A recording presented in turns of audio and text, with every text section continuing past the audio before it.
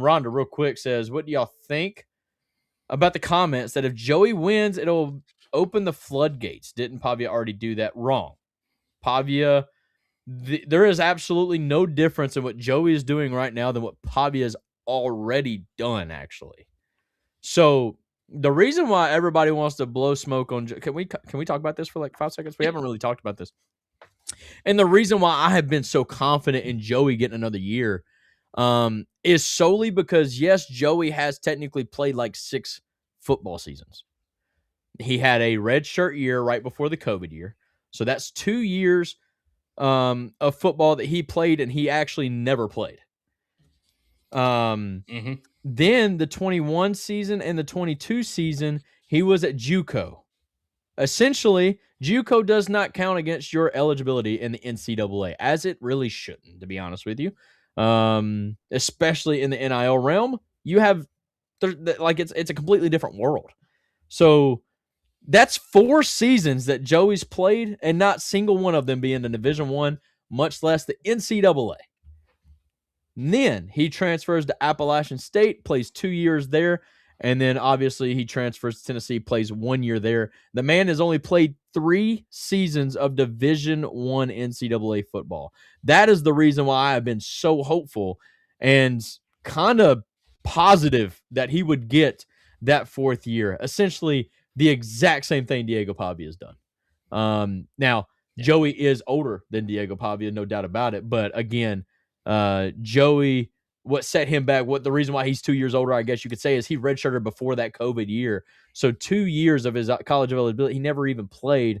And that to me just shouldn't eat up his eligibility. So Rhonda says, exactly, I just don't get why they're making it a bigger deal about Joey. Well, because it looks bad with those 2 years in 19 and 20 that he was at a college but did not play. That's what I'm saying. You have a guy. That's what everyone's making a big deal about. Everybody's looking at start to end, right? So they're looking and they're like, dude, this guy was in college in 2019, and you're telling me he could be playing, essentially, if he made the postseason, he would be playing football from 2019 to 2027. And I get it. That's not college. But you can't blame Joey for a pandemic. And then you can't blame Joey that the rules changed while he was in college to allow NIL earnings. And JUCO, they've already deemed JUCO does not count against your eligibility. So that's not his fault.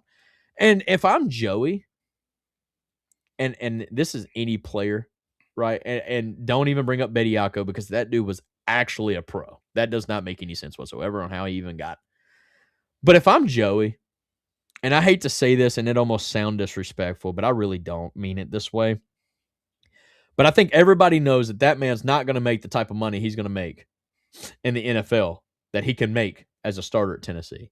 So by God, you throw everything at the wall to see if you can't get another year for Tennessee. And I do not blame him for that. And honestly, Tennessee could probably use him to come back another year. If anything, to get GMAC just that much more experience, to let Fajon Brandon learn under him, have that almost like father-like figure in the quarterback room that would be so helpful in their growth and their development.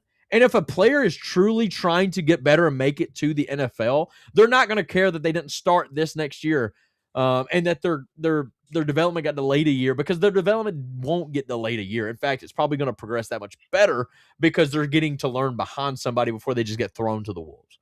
So essentially, that's why I've been so high on Joey getting another year. I think he will get another year. I'm pretty sure that decision has not been made yet, but that is the distinct difference between the two.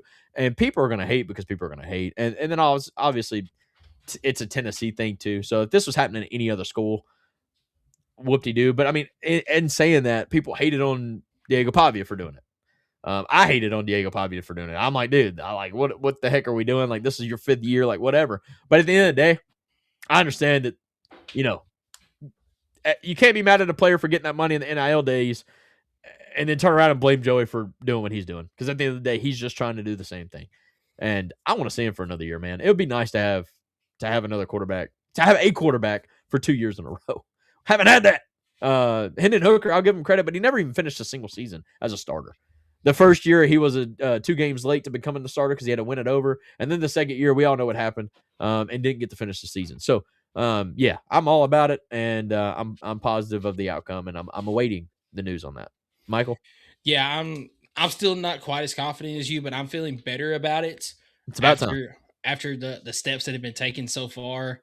Um, I agree with pretty much everything that you said there, as far as that Joey deserves that other year, that he's going to make more money in college than he will in the pros, because he's not going to have he's not going to be a long term, even a backup quarterback in the NFL. I don't He's think going to so. be a practice squad player at best. I mean, basically, this is it for him. And I feel like that it's kind of the same for Pavia, but he's already got that last year, so he's And not going to Pavia, get well, another Pavia year of actually, running. Pavia would have another year, but he's already came out and said he's not taking it.